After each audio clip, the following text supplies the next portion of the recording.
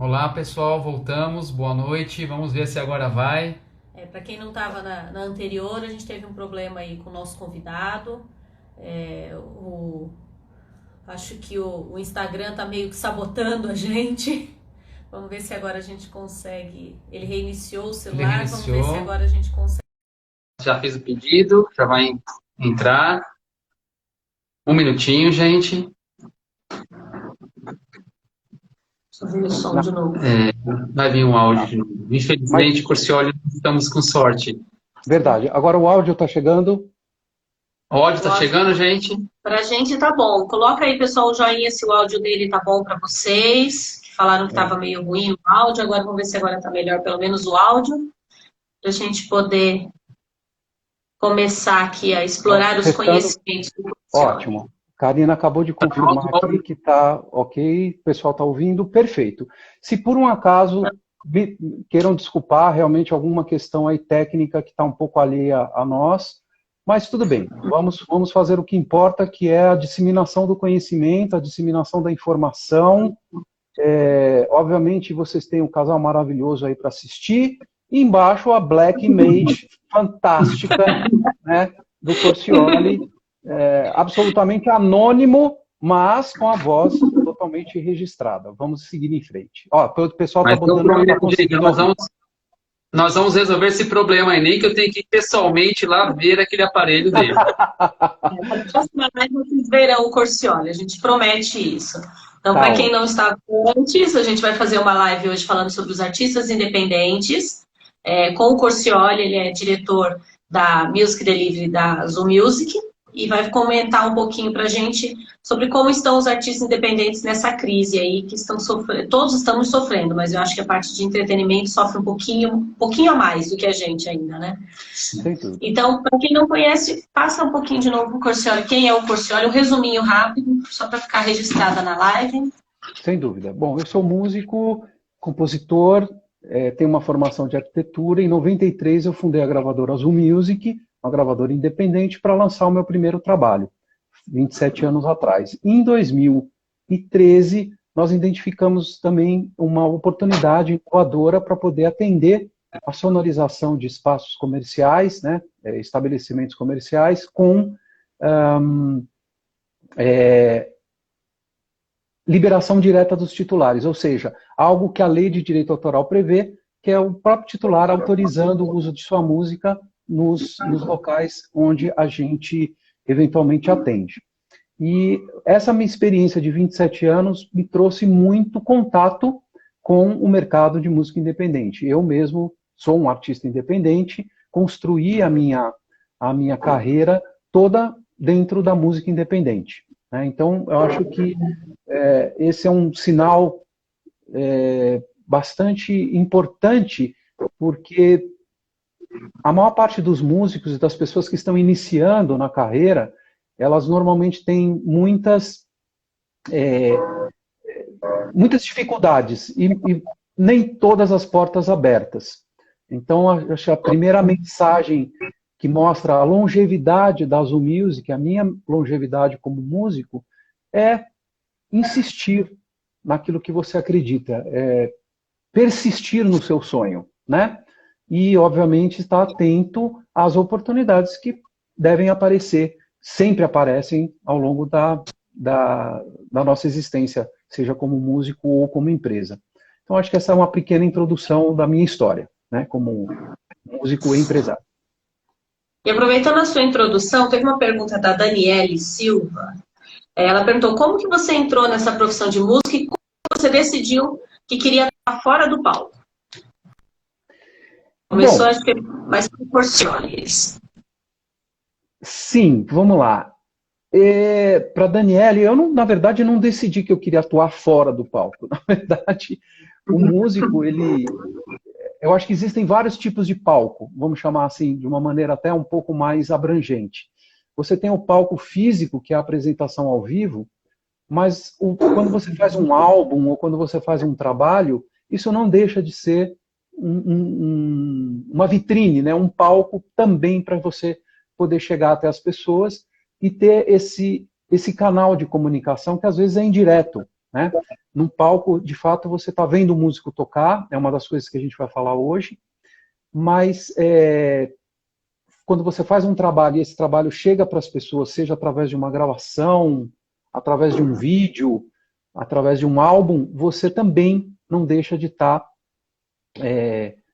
fazendo disso um palco também, da sua própria profissão, né? Então, esse contato do músico é muito importante, né?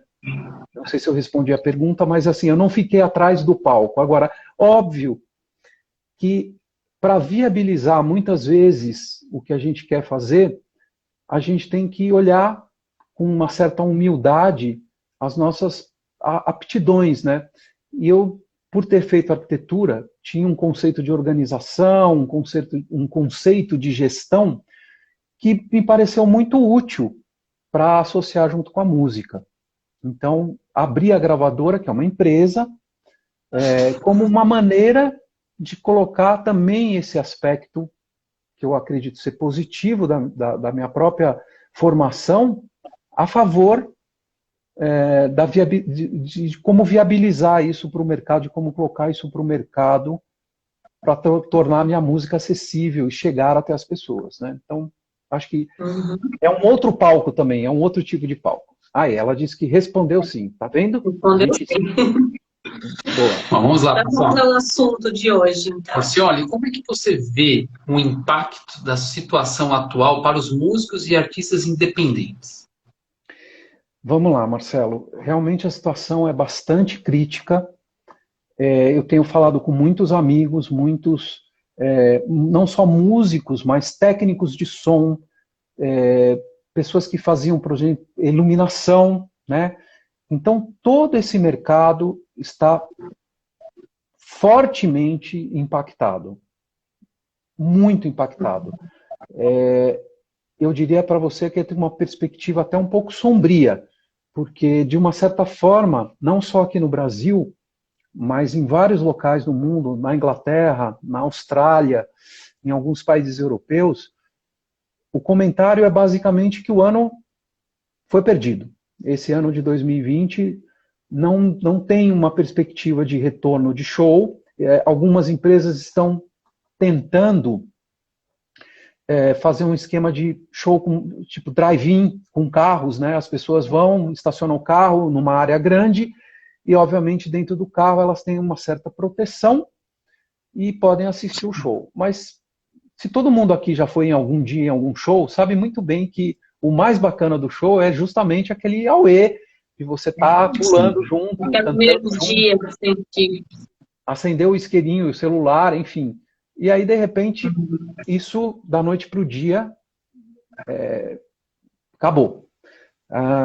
Alguns estudos, tipo DataSim, que é uma fonte de informação bastante confiável, estima que mais de 8.000 shows, 8.000 eventos e shows foram cancelados em 2020, só aqui no Brasil. 8.000 apresentações canceladas em 2020. Então, o cenário é um cenário bastante preocupante, bastante pessimista, porque esse é um ponto que vai demorar para voltar. Ele vai demorar para voltar. Imaginem vocês, primeiro vai voltar, vamos supor, numa situação de lockdown, vai voltar primeiro os serviços essenciais, depois aquilo que está relacionado à própria subsistência das pessoas, que são os comércios, as atividades secundárias, as profissões liberais, autônomas, inclusive, principalmente as autônomas, né, que tem muita gente dependendo disso. E, por fim, lá na última linha, o entretenimento, né? Imaginem vocês têm os filhos e numa situação onde não há uma vacina, ainda que haja uma abertura de cinemas, vocês não vão no cinema, vocês vão levar... Não vai arriscar. Não vai arriscar, né? Sem a real necessidade, né? Então, por aí você começa a entender que o músico independente que hoje trabalha, que até então trabalhava voltado à questão de tocar ao vivo, tocava em barzinho, tocava em casas de show, ou bandas de baile, esse tipo de coisa, ele está numa situação muito crítica, sem perspectiva. Uhum.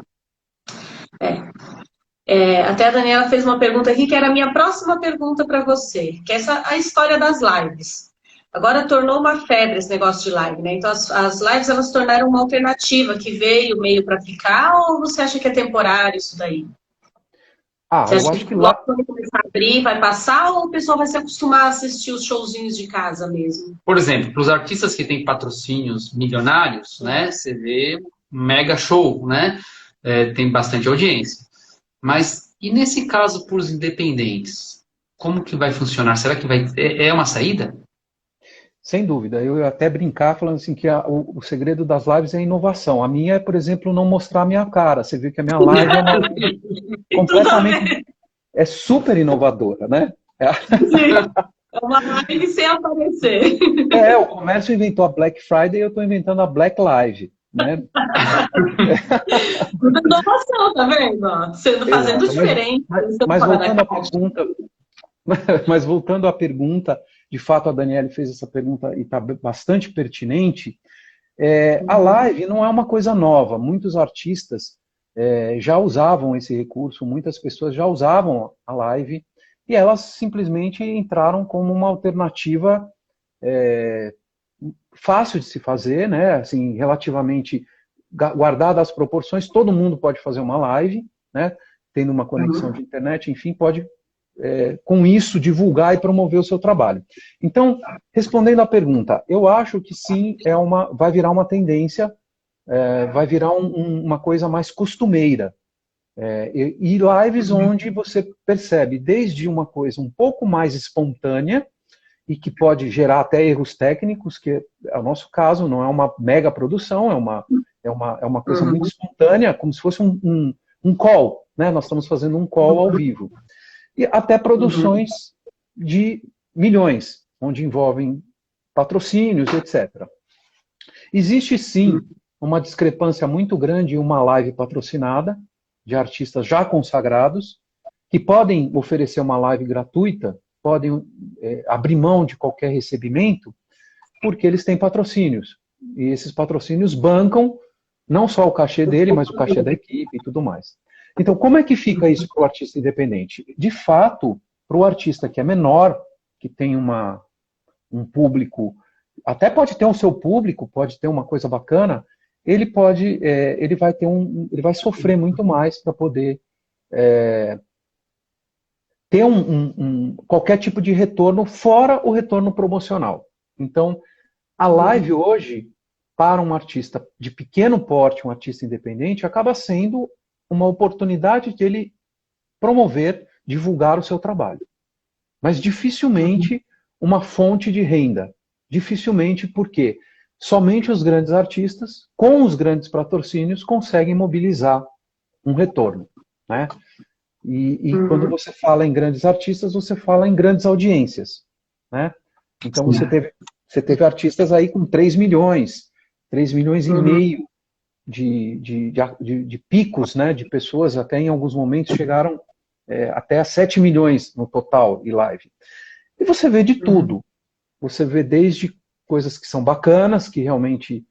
Mas você também vê uma oportunidade, às vezes, tão explícita de promover uma coisa, né, um produto, como, por exemplo, as bebidas alcoólicas, e que fica parece que mais evidente que a pessoa parece que está no bar do que na casa dela, e aí também, sem entrar no mérito de julgar ninguém, você vê oportunidades que são desperdiçadas em artistas que conseguem uma quantidade muito grande de ouvintes e eles perdem uma oportunidade muito grande de dar um bom exemplo, né?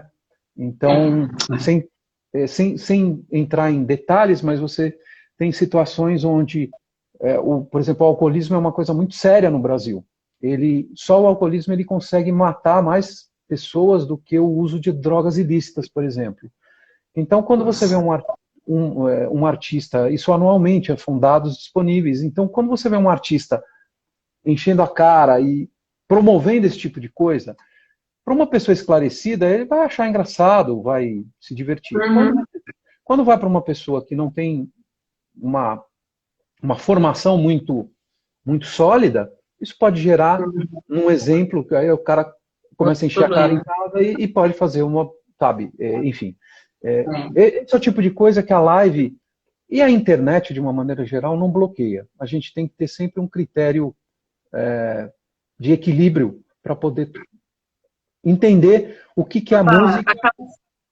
O que é a música. Sendo um pouco informal demais também, né, Corcioli? Exato, exato. E acaba não sendo estudado antes de fazer, talvez. Mas eu acho que a espontaneidade é bacana. E, novamente, voltando ao lado do músico independente, eu acho que a live é uma forma muito importante de ele mostrar o talento que ele tem, do que ele canta, do que ele toca, formando públicos, abrindo novas possibilidades. Então, eu acho que é uma coisa que veio para ficar, sim. Agora tem um excesso, porque está todo mundo fazendo, etc, etc. Mas depois pode vir a se tornar até uma coisa legal, um habitué, a frequência de quem gosta, né? Saber de que naquele dia, sei lá, sexta-feira, às 5 horas da tarde, aquele artista que ele gosta vai fazer um sarau, vai fazer uma apresentação, vai tocar as músicas que ele curte. Então eu acho que sim, veio para ficar, não é uma coisa temporária, não. Acho que vai ser vai ser incorporado na linguagem. Perfeito.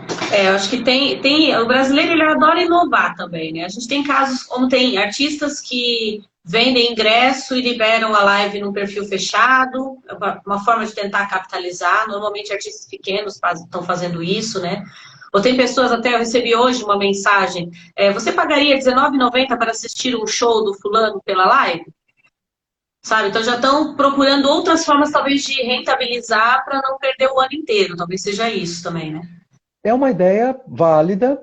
Eu sei que existem algumas iniciativas de, inclusive, cachê solidário, que há uma sugestão. Você pode doar, se você não quiser também, não tem problema. Eu acho isso super válido. Grupos de artistas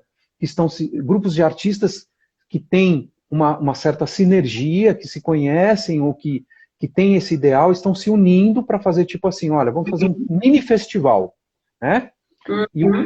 E o cachê é doativo, é uma sugestão, né? Acho isso bacana, acho isso válido.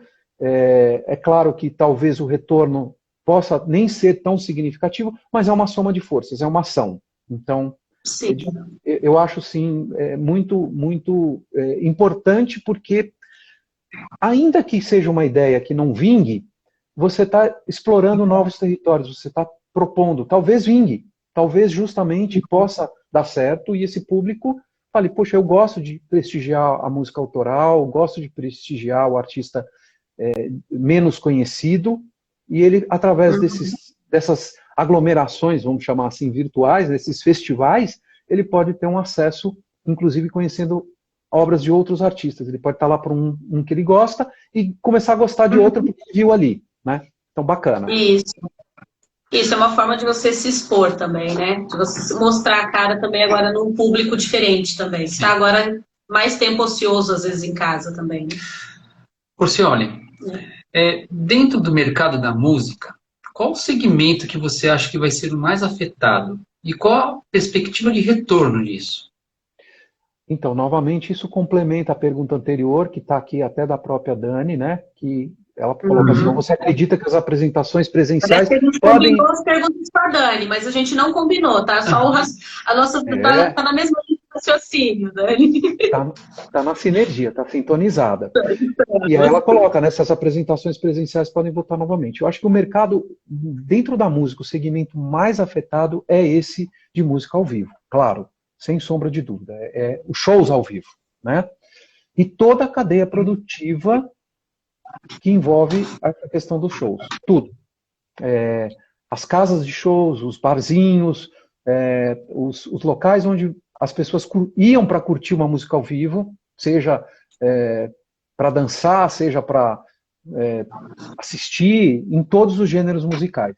Esse mercado, a previsão é que, honestamente, é que ele deve começar a voltar ao normal no segundo semestre de 2021. é bem pessimista essa previsão. Nós estamos falando de pelo menos um ano, porque o que vai acontecer? Um ano.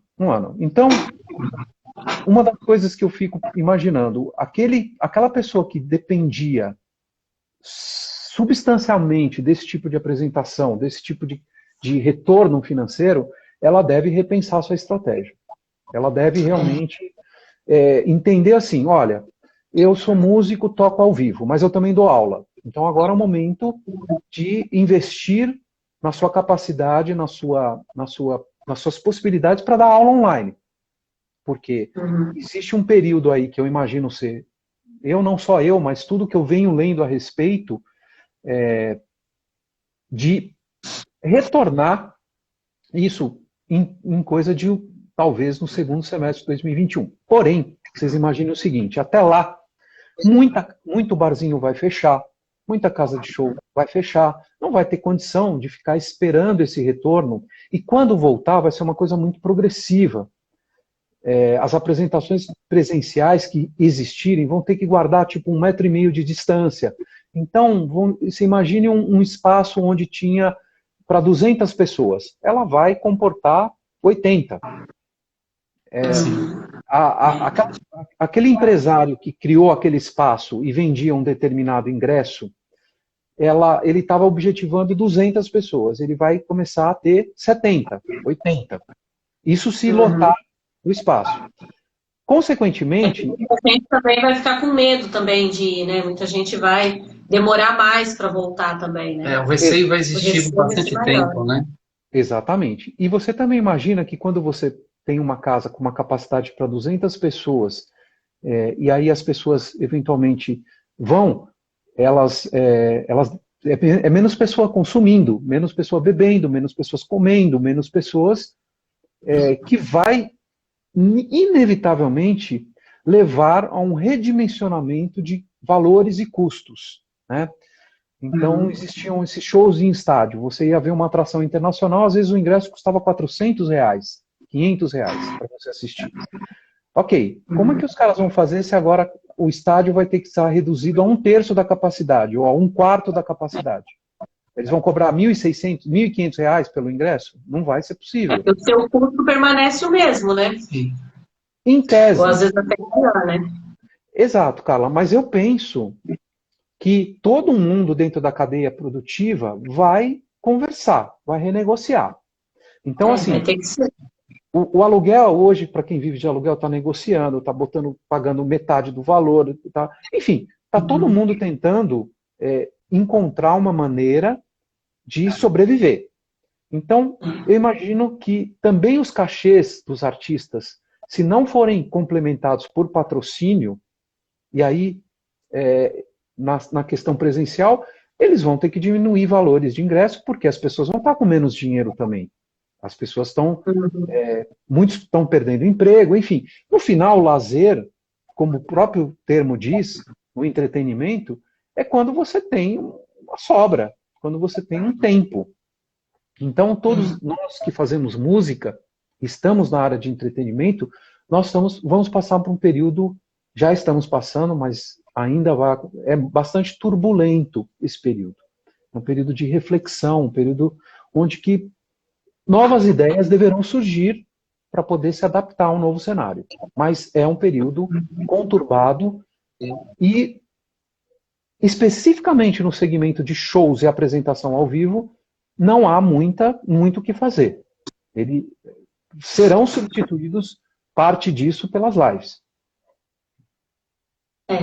Eles vão acabar, a gente vai ter que achar alguma forma de rentabilizar também isso aí, além dos patrocínios, né? Porque até a gente tem conversado muito aqui sobre empresas, sobre a parte financeira das empresas, que também está complicada. Estão falando de retroceder de 2 a 5 anos financeiramente para as empresas. Então, com isso, consequentemente, vai afetar também os funcionários e vai afetar também patrocínios, vai afetar tudo isso daí. Então, acho que vai ter que ter um novo formato aí, vai ter que ser estudado dentro desse mercado para aguentar esse 1 ou 2 anos aí até a normalização, né? Porque a normalização, o normal já vai ser diferente, né? Eu acredito nisso. Acho que o nosso normal vai ser diferente do que era antes. As pessoas, depois de uma grande crise, normalmente saem mais saem mudadas. De alguma forma vão ser mudadas, né? Então, eu acho que o nosso normal, depois que acabar essa pandemia, depois que acabar toda essa crise, o nosso normal já vai ser diferente. As pessoas já vão ser diferentes.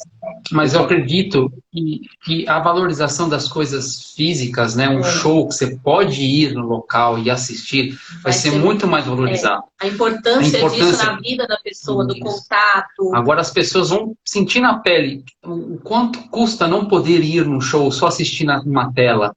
E eles vão valorizar mais isso. Tem esse contrapeso também. Eu acredito que sim, vão valorizar, mas nada acima daquilo que preserva a própria vida. Então eu digo para vocês, se vocês imaginarem que todo esse cenário pode ser revertido, pode, com uma vacina, com uma perspectiva de imunização e de cura, alguma coisa assim, vai mudar tudo. Tudo vai receber uma onda de entusiasmo e de retorno àquilo que era antes, não exatamente, mas talvez com novas ideias, com algumas novas perspectivas. Por outro lado, as pessoas podem se acostumar também com o entretenimento online. Isso pode ser uma mudança cultural, de paradigma. Você imagina que as pessoas começam a entender, falar, puxa, legal, eu também posso ficar em casa, colocar a minha live na televisão, assistir ela no conforto da minha casa, na segurança da minha casa, com a minha família, e eventualmente, numa melhoria do isolamento e da quarentena, trazer alguns amigos e curtir aquilo, não na forma que era antes. Agora, quando você fala em pessoas mais jovens, existe também a questão de sair, a questão da balada, a questão de conhecer pessoas, né? De alguma maneira, isso vai ser estimulado, isso vai ser redimensionado. A gente ainda não sabe como. Olhando a perspectiva no formato atual, é fato. Não funciona mais. A gente vai ter um período pela frente de que isso tem que ser mudado. Então está todo mundo discutindo, todo mundo conversando, milhares de cabeças dentro do mercado de entretenimento, produtores culturais, músicos, empresários, donos de espaços, estão dialogando, estão debatendo, estão fazendo suas lives para encontrar soluções. Assim como os donos de restaurante, como é que vai voltar? Imagina, hoje eu vi uma matéria sobre a questão dos restaurantes self-service, que é uma coisa extremamente... Vai ser super complicado. Nós atendemos muitos, todos fechados. Então, você imagina, e é uma coisa cultural. O brasileiro gosta do self-service. Ele vai no comer, ele come no almoço dele no quilo. Ele fala, é difícil, né, ele ir todos os dias num restaurante pedir à la carte, né? Ele gosta de ir lá. O dia a dia é mais prático, mais rápido, é mais barato. Exato. É cultural. Né? E isso... Eles estão se virando no delivery agora. Então, só isso. Mas o delivery, imagino eu, que não tem a mesma... o delivery vai ser... Ele talvez... Presencialmente, talvez os restaurantes vão ter que fazer medidas assim, todo mundo uma parede de vidro separando das mesas, um funcionário super protegido, todo amparado com luva, com máscara, tudo, ele colocando a comida no prato para passar direto para a pessoa, porque a pessoa não vai poder pegar aquela concha de feijão e depois botar de volta a concha. Como vai ser isso, né? Então, vocês imaginem que dentro da música, mesma coisa. Então, muitos destes artistas que dependiam do espaço físico estão com uma perspectiva difícil pela frente. É um fato. E dentre esses vários que a gente falou e outros que não foram citados ainda, quais você acha que são as iniciativas que vão auxiliar os músicos, os artistas independentes? Qual você destacaria de tudo que a gente conversou e mais algumas que nem foram citadas ainda? Eu acho que, primeiro, é muito importante se debater, se conversar, né? Porque conversando você ouve a ideia do outro. Acho que no momento que a gente vê que, principalmente nas questões políticas, há uma intolerância muito grande, você não consegue, né, conversar de uma forma produtiva sem, de alguma maneira, se estressar com algum ponto de vista ou com outro, mas é importante você debater ideias. Eu acho que nos momentos de crise, buscar conhecimento e informação é o primeiro caminho. Então, a primeira iniciativa que as pessoas devem buscar dentro da possibilidade delas é uma melhora naquilo que elas fazem. Se elas puderem fazer um curso, se elas puderem estudar, se elas puderem maximizar alguma coisa que diz respeito ao lado profissional, é um bom momento. É um bom momento porque, claro, se elas puderem, imaginando a pessoa que tenha condições de ter algum tipo de sustento, né, e que possa se dedicar a um aprimoramento profissional. Se não houver uma condição mínima de subsistência, sobrevivência, claro que vai pegar primeiro a sobrevivência, vai pegar primeiro colocar comida em casa, né, alimentar a sua família e tal. Nesse sentido, a gente vê algumas iniciativas legais, tá? O Itaú Cultural, no mês passado, fez um edital de emergência, onde ele contemplou 80 projetos, né, 80 artistas, com um valor de R$5.000 para cada projeto. Ele aprovou isso em toque de caixa, sem dúvida nenhuma. 80 não reflete, de forma alguma, o número de pessoas que estão precisando disso, tá? Mas é uma iniciativa. É uma iniciativa. Ele pegou lá, alocou R$400.000 dentro da verba, colocou nesse edital de emergência e fez uma parcela muito importante que, infelizmente, não está acontecendo de uma forma muito disseminada. São poucos os casos, tá? Mas ele liberou essa verba para os músicos independentes, é isso? De 5.000 para fazer, para eles fazerem alguma ação. É um edital de projeto. Você podia apresentar sua proposta de uma apresentação ao vivo, um live, enfim, e aí ele dá uma contrapartida de R$5.000 para aqueles projetos. Por exemplo, se eu quisesse fazer uma live tocando músicas brasileiras até da década de 30 e de 40, compositores antigos fazendo um formato seresta. Ok, eu apresentava meu projeto ali, em coisa de 20 dias eles avaliaram o impacto cultural disso, obviamente vários fatores, e aprovaram 80 projetos. Ok? Outra iniciativa que merece ser destacada, foi muito, eu acho,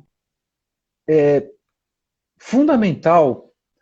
Ao mesmo tempo eu fiquei um pouco preocupado, porque quando eu propus a temática, nós combinamos a temática da nossa live, falei assim, eu vou fazer uma pesquisa e vou procurar quais são as iniciativas, porque eu sabia do Itaú, a Petrobras fez um pequeno edital para algumas coisas, aí teve um lugar aqui, um lugar ali que fez uma coisinha pequena, às vezes contemplava 4 artistas, contemplava 10 artistas, não interessa.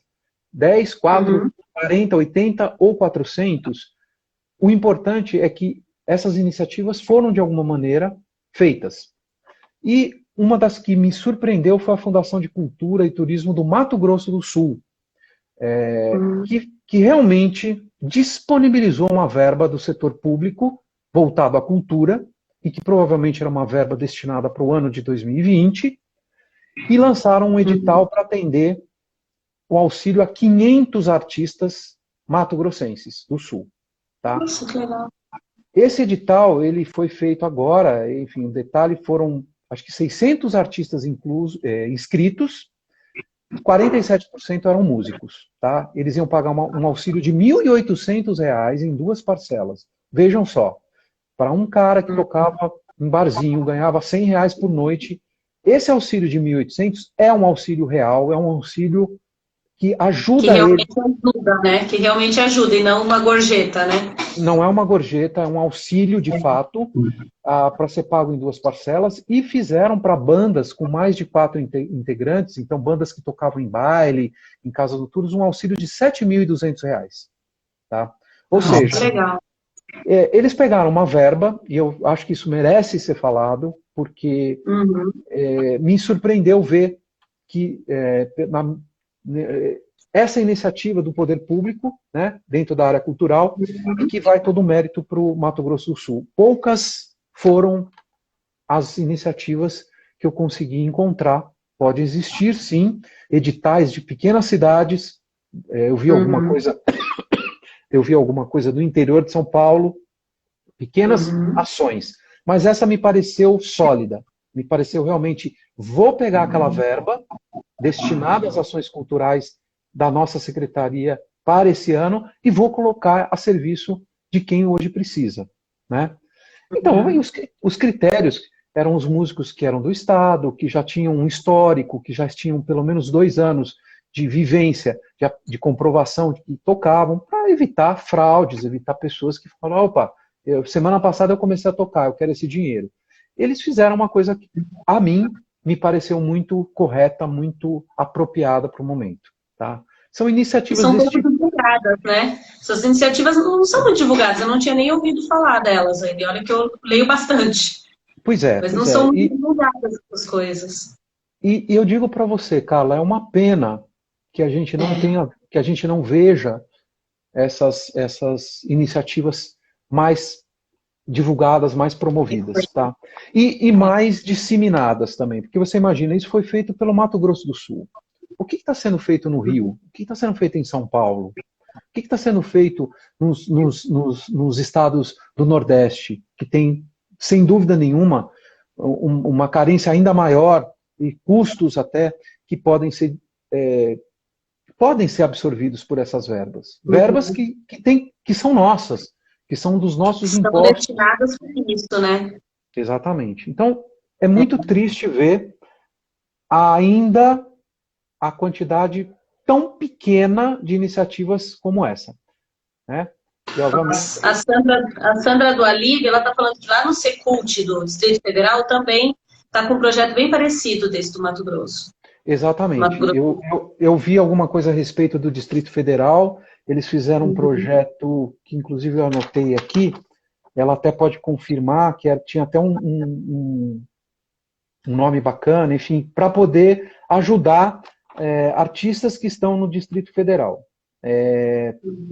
Então, esse tipo de iniciativa realmente, mas é a Secult, a Secretaria de Cultura do Distrito Federal. Federal.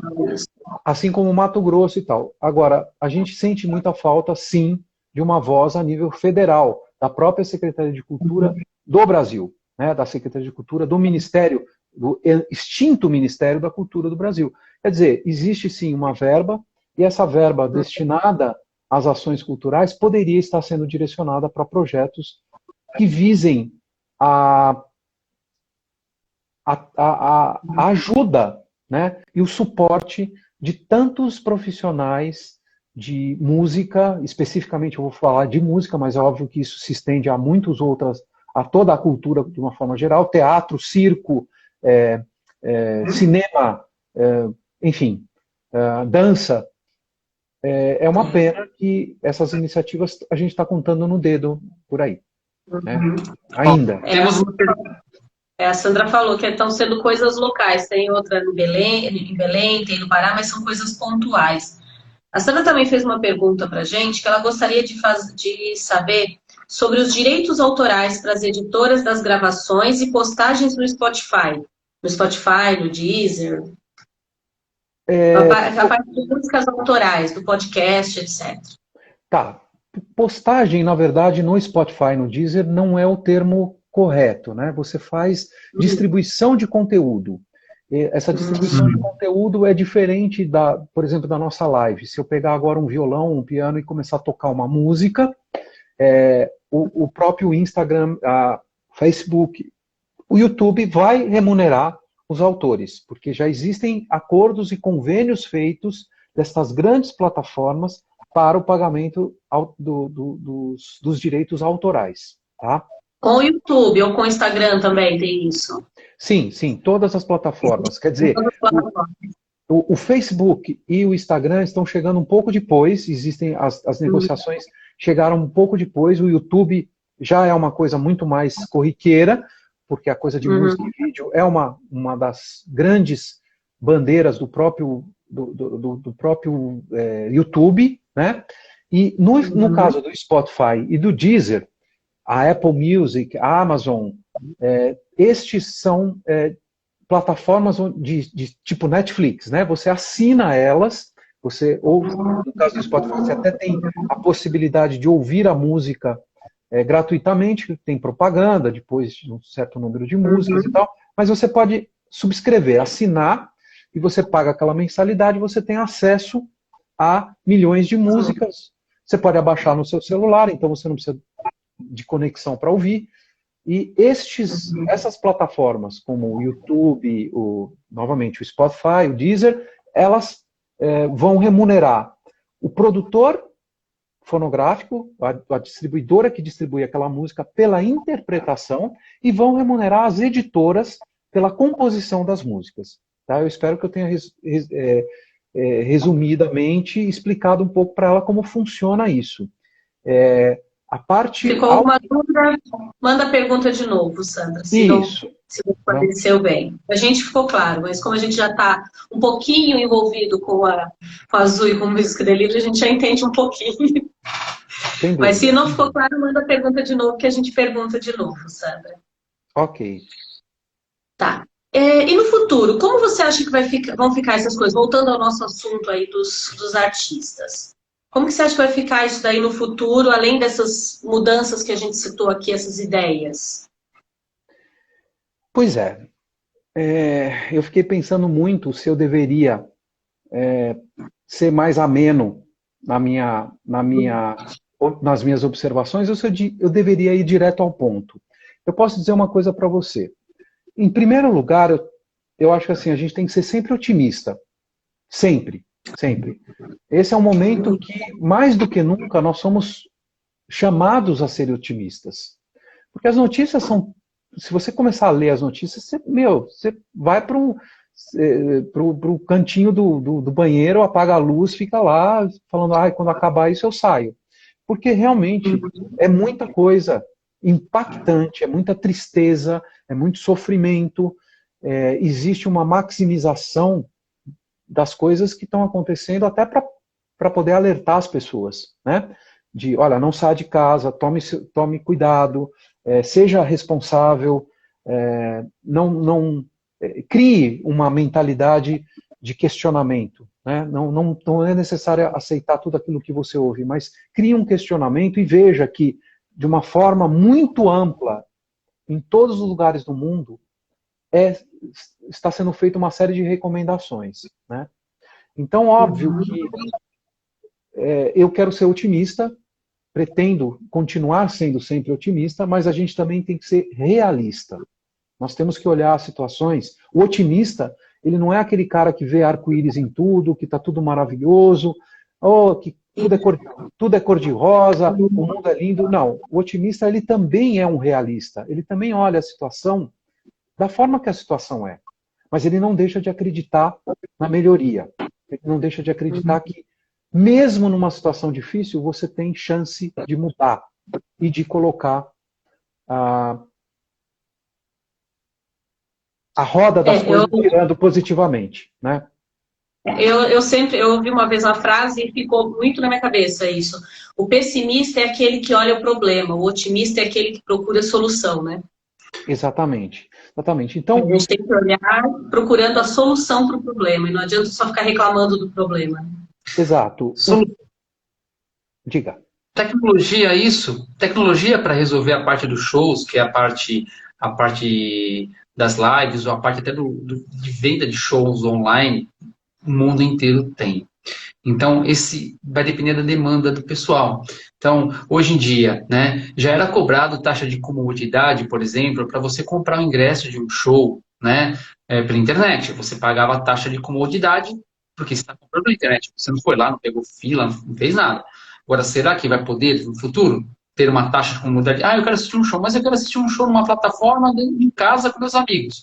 Tudo bem, você vai poder ter acesso a várias câmeras, vai ser diferente do que você está lá, você vai ver só a pessoa, mas isso pode custar? Será que as pessoas vão pagar? Se elas pagarem por isso, parte do problema vai ser resolvida e pode ser até um novo canal de angariar dinheiro, de renda para o artista, né? Mas tudo depende. É isso que a gente está falando, a gente tem que ser otimista. Se isso for viável e o povo abraçar, vai resolver.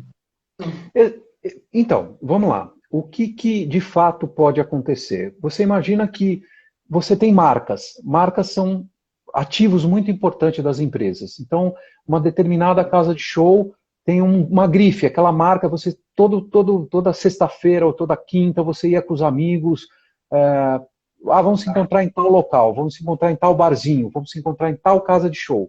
Independente do artista que vai estar tocando lá, porque aquela casa, aquele local tem uma tradição de ter coisas muito legais sempre. Então, você ia lá.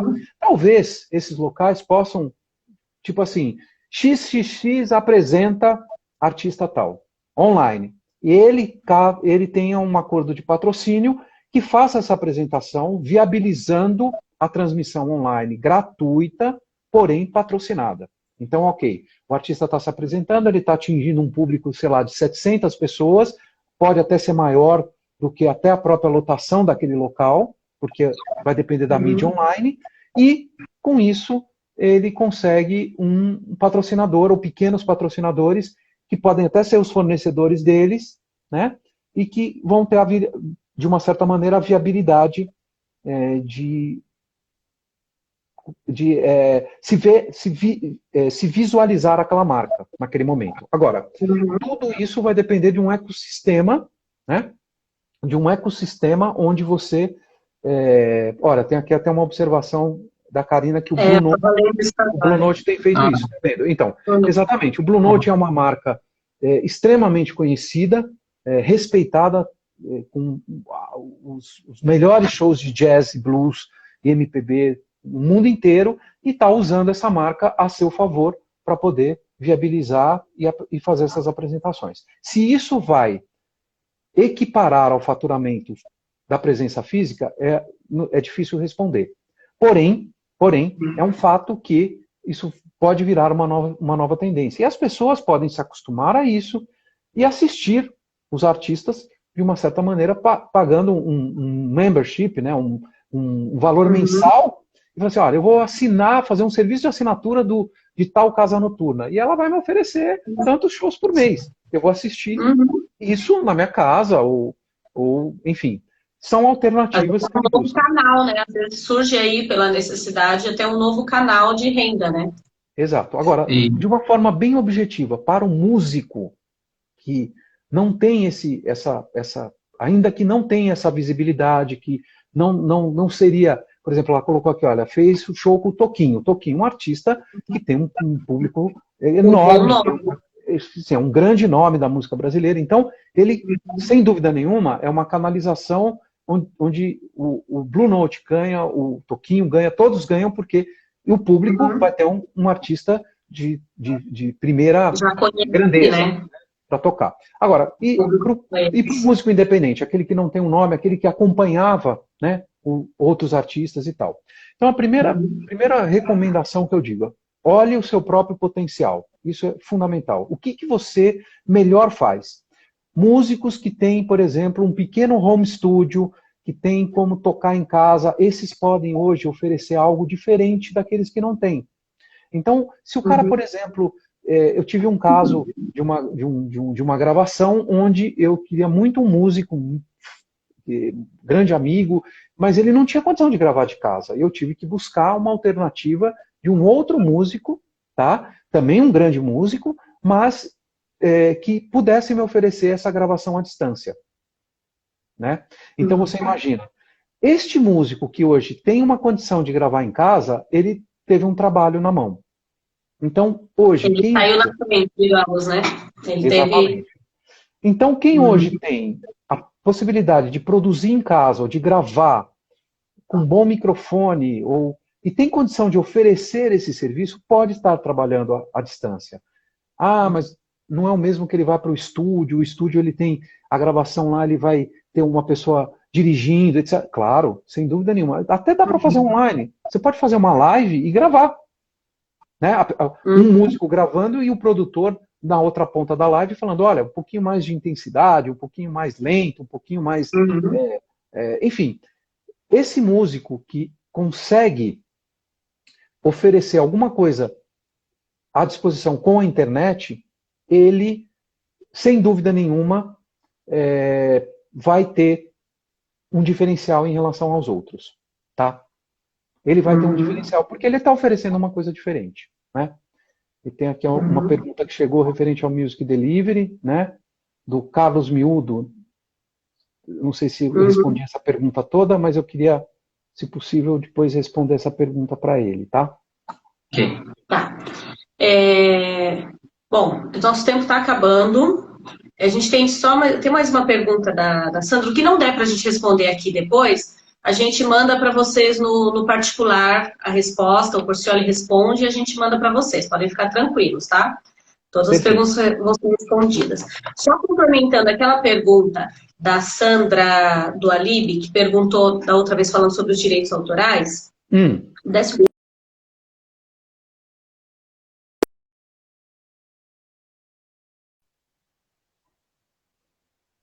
Eu tenho, aqui ó, sou intérprete, então na época da mídia física pagávamos pela liberação dos direitos autorais para gravar determinada canção de fulano.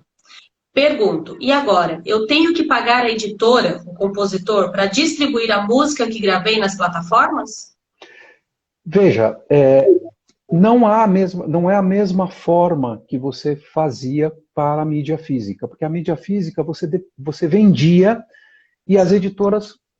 Estão me ouvindo? O áudio está chegando? Tudo bem? Sim, está chegando. Está chegando. Então, respondendo a Sandra, é uma pergunta um pouco mais específica, mas antes você fazia o pagamento às editoras, até antecipado para o artista independente, porque você tinha um produto físico que você ia vender nas lojas e ia receber das lojas. Então, sobre aquelas vendas, existia um percentual calculado para que você pagasse às editoras. Como acontece hoje no digital? As plataformas digitais pagam as editoras.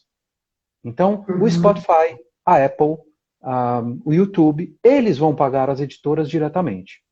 Entretanto, conforme a lei do direito autoral, aqui no Brasil, você deve solicitar à editora a autorização. Você deve pedir a autorização, explicando para a editora que você vai lançar isso em mídia digital, ou você ou quem vai distribuir para você, o selo que vai estar distribuindo, a gravadora, até o agregador pode fazer isso.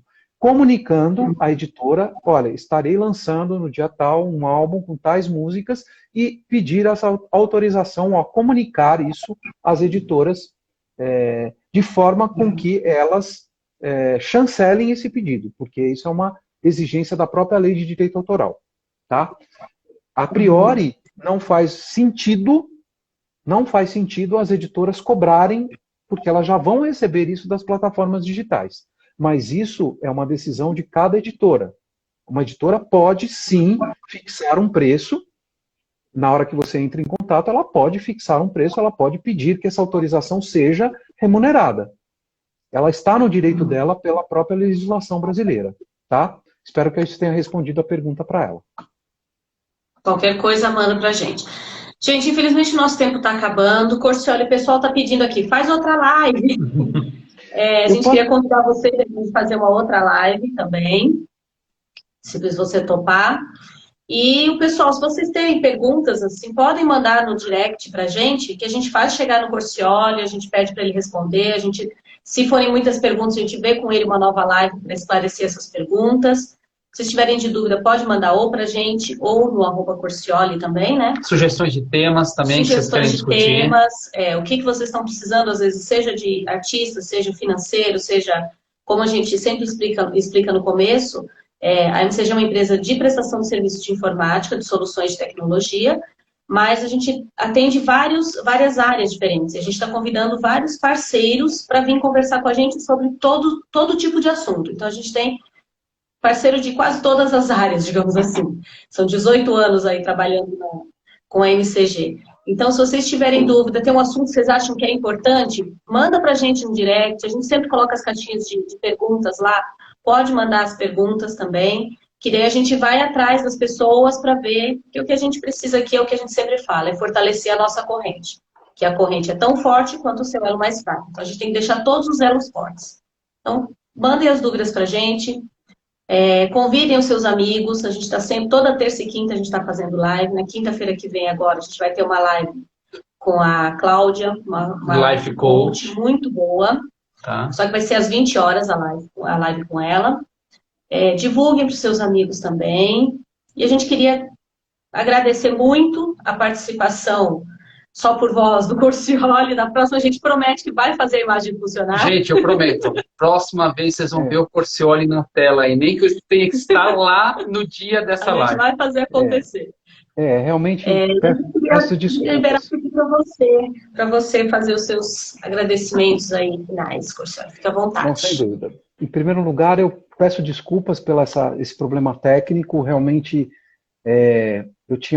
já tinha feito cabelo, maquiagem, estava todo bonitinho aqui, mas o Instagram falou, não, você não vai aparecer e tal. Então, maldoso. Pois é, eu quero pedir desculpa por isso, realmente foi uma coisa aí que escapou a gente tinha feito um teste, tinha dado tudo certo, enfim, aconteceu. Mas de qualquer maneira, eu espero que algumas das ideias que eu tenha passado possam ser discutidas, debatidas, ampliadas, né?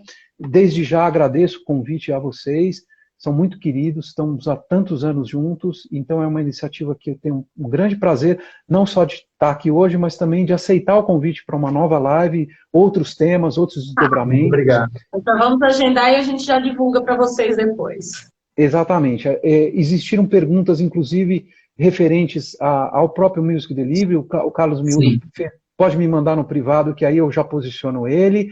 A Sandra, que fez algumas perguntas específicas de direito autoral e etc., também são questões, às vezes, um pouco mais específicas, um pouco mais voltadas ao interesse de um e de outro, então a gente pode responder no privado. Agora, uma coisa que é muito importante, eu gostaria de deixar como uma mensagem.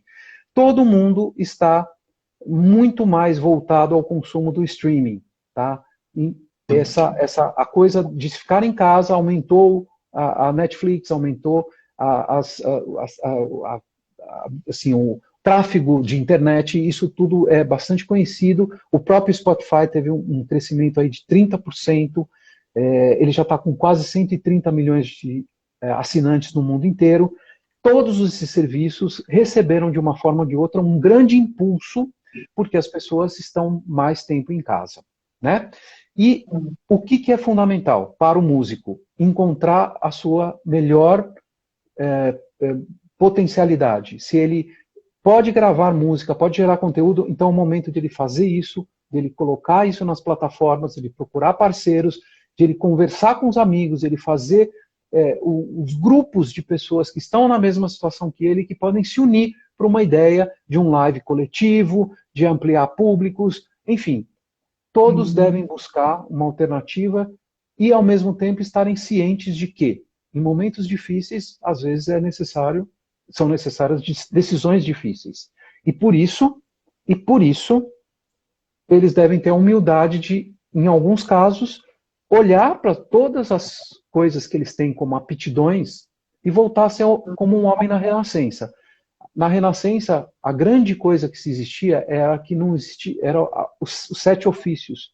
Não era só um escultor, era arquiteto, era músico, era chefe, enfim. Eu acho que tem que existir, sim, uma humildade muito grande de olhar como está a situação, canalizar o melhor possível dentro daquilo que ele é, como músico, como profissional, mas não deixar de olhar tudo aquilo que ele é como ser humano. Ninguém é só músico. Além de músico, é também um ser humano. Também tem uma história de vida, também tem algo que pode colocar, talvez, num momento como esse, para poder ajudar na sua recuperação, na sua sobrevivência.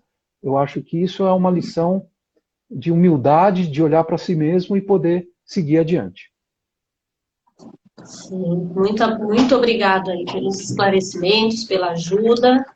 Muito obrigado. E a gente queria deixar registrado também, não lembro o nome, como a pessoa falou no começo, eu estou assistindo para falar depois com meu marido. A live vai ficar salva no nosso Instagram durante 24 horas. Então, a hora que ele tiver um tempinho, entra lá, que a live está salva lá para ele assistir, tá bom? Muito obrigada a todos. Vai poder ver uma live completa comigo em preto, em black. Fantástico! E na próxima vai ver ele pessoalmente, a gente promete. Tchau, gente. Muito obrigada e até a próxima.